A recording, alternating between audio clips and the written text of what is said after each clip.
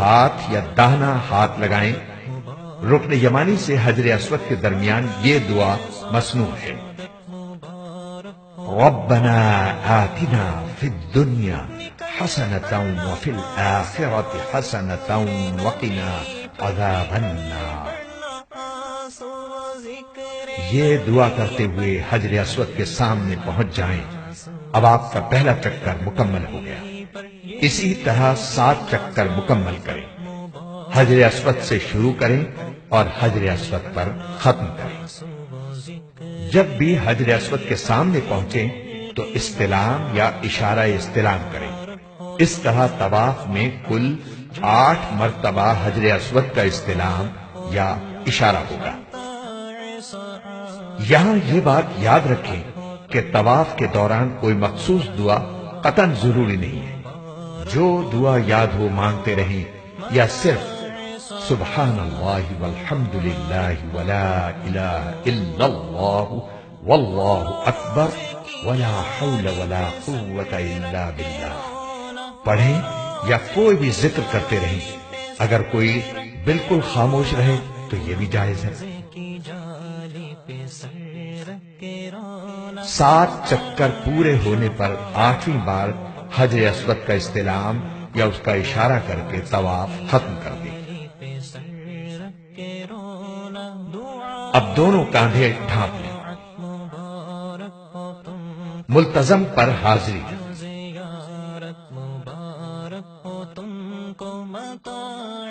اب آپ ملتزم پر آ جائیں اور اس سے چمٹ کر اور خوب گڑ گڑا کر دعا کریں، بشرطے کہ اس پر خوشبو نہ لگی ہو۔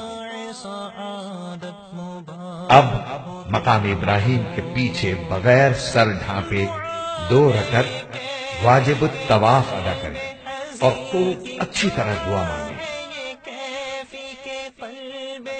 دعا کے بعد خوب پیٹ بھر کر زمزم پیئیں اور یہ دعا مانگیں: اللہم انی اسألک علما نافعا ورزقا واسعا وشفاء من کل داء۔ ترجمہ: اے اللہ، میں آپ سے نفع دینے والا علم، کشادہ روزی اور ہر بیماری سے شفا مانگتا ہوں۔ زیارت مبارک ہو تم کو متاع سعادت۔ اب سعی کرنے کے لیے حجر اسود کا استلام یا اشارہ استلام کریں اور صفا کی طرف روانہ ہو جائیں۔ یہ حجر اسود کا 9واں استلام ہوگا۔ یاد رکھیں کہ سعی باوضو کرنا سنت ہے۔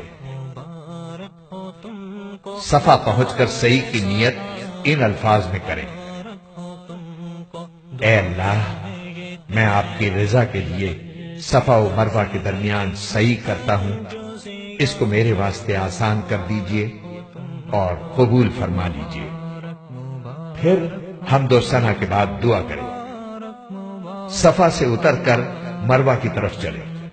جب سب ستونوں کے قریب پہنچیں تو مرد حضرات اعتدال کے ساتھ دوڑیں، خواتین نہ دوڑیں، اور یہ دعا کریں: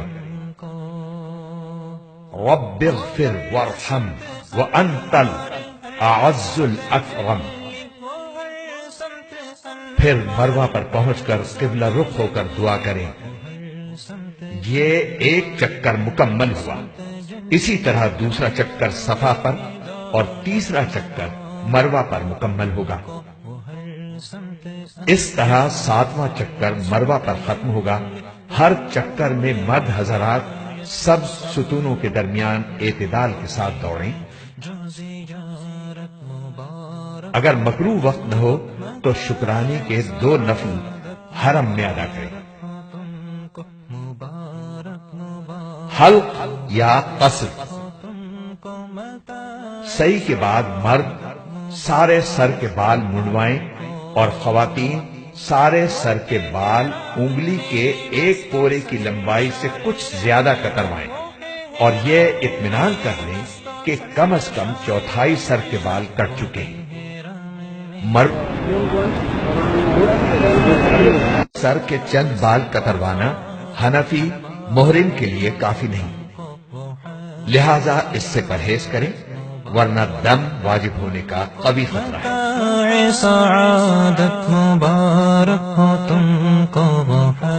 حلق یا قصر کے بعد عمرہ مکمل ہو گیا، احرام کی پابندیاں ختم ہو گئیں، اب کپڑے پہنیں اور گھر بار کی طرح رہیں، دل و جان سے اللہ تعالی کا شکر ادا کریں کہ اس نے عمرے کی سعادت بخشی، اور باقی لمحات زندگی کی قدر کریں اور ان کو اپنے رب کی مرضیات کے مطابق بسر کرنے کی کوشش کریں۔ حرم میں وہ منزل وہ آپ جب بھی عمرہ کرنا چاہیں مذکورہ بالا طریقے کے مطابق کر لیا کریں۔ نفلی طواف، نفلی طواف میں احرام، استباع اور رمل نہیں ہوگا اور سعی بھی نہیں ہوگی، البتہ طواف کے 7 چکر اور 2 رکعت واجب الطواف ضروری ہے۔ مبارک مبارک مبارک ہو تم کو، مبارک مبارک مبارک ہو تم کو، مبارک مبارک مبارک ہو تم کو، مبارک مبارک مبارک ہو تم کو، متاع سعادت مبارک ہو تم کو۔ حج تمتع کا دوسرا حصہ یعنی حج کا طریقہ۔ 8 ذی الحجہ حج کا پہلا دن، 8 ذی الحجہ کی رات کو مینا میں جانے کی تیاری کریں۔ احرام کی تیاری، سر کے بال سنواریں، خط بنوائیں، مونچھیں کتروائیں، ناخن کاٹیں، زیر ناف اور بغل کے بال صاف کریں۔ احرام کی نیت سے غسل یا وضو کر لیں۔ مرد ایک سفید چادر باندھیں اور دوسری اوڑھ لیں، نیز جوتے وغیرہ اتار کر ہوائی چپل پہن لیں۔ خواتین سلے ہوئے کپڑے بدستور پہنے رہیں، البتہ چہرے پر کپڑا نہ لگنے دیں، جس کا آسان طریقہ یہ ہے کہ ایسی ٹوپی پہن لیں جس پر چھجا لگا ہو، اس چھجے سے نقاب گرا دیں۔ مکروہ وقت نہ ہو تو مرد حضرات حرم شریف میں آ کر احرام کی نیت سے 2 رکعت نفل سر ڈھانپ کر ادا کریں، خواتین گھر میں یہ نفل ادا کریں۔ اب آپ اپنا سر کھول کر اس طرح نیت کریں: اللہم انی ارید الحج فیسرہ لی وتقبلہ منی۔ اے اللہ، میں حج کی نیت کرتا ہوں، اس کو میرے لیے آسان کر دیجئے اور قبول فرما لیجئے۔ پھر فوراً 3 مرتبہ لبیک کہیں اور دعا کریں۔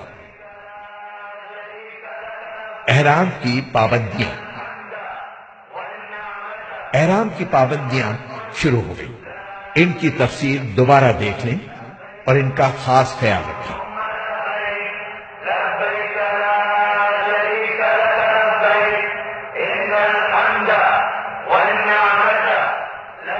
مینا روانگی، طلوع آفتاب کے بعد مینا روانہ ہوں اور راستے بھر کثرت سے تلبیہ پڑھیں اور دیگر تسبیحات بھی پڑھتے رہیں۔ مینا میں اس دن کی ظہر، عصر، مغرب، عشاء کی نماز ادا کریں اور رات مینا میں رہیں۔ ایک مسئلہ، 9 ذی الحجہ کی فجر سے 13 ذی الحجہ کی عصر تک ہر فرض نماز کے بعد 1 مرتبہ تکبیر تشریق کہنا واجب ہے۔ مرد حضرات بآواز بلند اور خواتین آہستہ کہنے کا اہتمام کریں۔ 9 ذی الحجہ حج کا دوسرا دن، عرفات روانگی، نماز فجر مینا میں ادا کریں، تکبیر تشریق کہیں، لبیک کہیں اور تیاری کر کے زوال ہونے پر عرفات پہنچ جائیں۔ عرفات پہنچ کر غسل کریں یا وضو کر لیں، کھانے وغیرہ سے فارغ ہو جائیں اور کچھ دیر آرام کر لیں۔ زوال ہوتے ہی وقوف کریں اور شام تک لبیک کہنے، دعا اور توبہ و استغفار اور چوتھا کلمہ پڑھنے اور الحاء و زاری میں گزاریں۔ وقوف کھڑے ہو کر کرنا افضل ہے۔ وقوف عرفات میں ٹھہرنے کو کہتی ہے اور یہ حج کا اہم ترین فرض عمل ہے۔ حدود عرفات کا خاص خیال رکھیں۔ مسجد نمرہ کا کچھ حصہ حدود عرفات میں داخل نہیں۔ اگر کوئی شخص شروع سے آخر تک حدود عرفات سے باہر رہا تو اس سے حج کا فرض یعنی وقوف عرفہ چھوٹ گیا، اس وجہ سے اس کا حج نہ ہوگا۔ یہ وقوف غروب آفتاب تک کرنا واجب ہے۔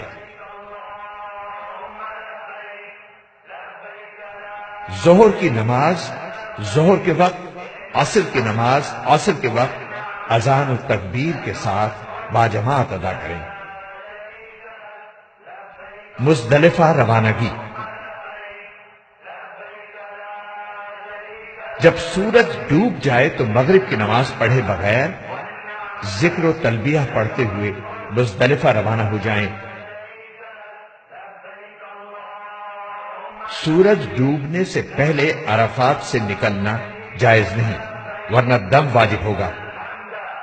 مغرب اور عشاء کی نماز۔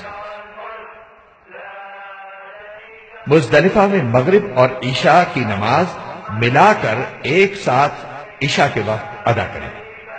دونوں نمازوں کے لیے صرف ایک اذان اور اقامت کہی جائے۔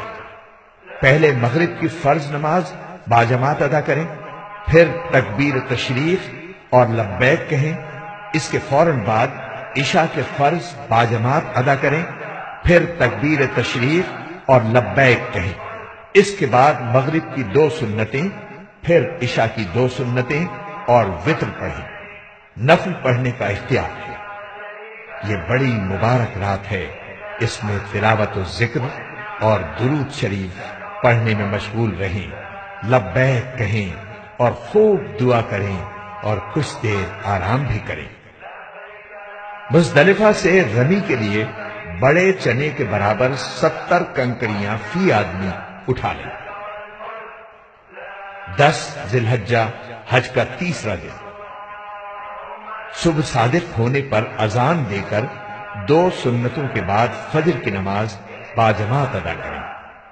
جب سورج نکلنے کا وقت بالکل قریب آ جائے تو منا روانہ ہو جائیں۔ شوق و محبت اور عظمت و ہیبت کی کیفیت کے ساتھ تلبیہ پڑھتے رہیں۔ جمرہ عقبہ کی رمی۔ منا پہنچ کر سب سے پہلے جمرہ عقبہ کی رمی کیجیے۔ آج یعنی 10 ذی الحجہ کو صرف اسی ایک ہی جمرے کی رمی کی جاتی ہے، جو زوال سے پہلے کرنا افضل ہے۔ رش ہونے کی بنا پر زوال کے بعد بھی کی جا سکتی ہے، حتیٰ کہ رات میں بھی کی جا سکتی ہے۔ 7 کنکریاں ہاتھ میں لے کر جائیں اور ستون سے کچھ فاصلے پر اس طرح کھڑے ہو جائیں کہ منا آپ کی دائیں جانب اور مکہ مکرمہ آپ کی بائیں جانب ہو۔ دائیں ہاتھ اور شہادت کی انگلی سے پکڑ کر ایک ایک کنکری ستون کے نیچے حصے پر مارتے جائیں۔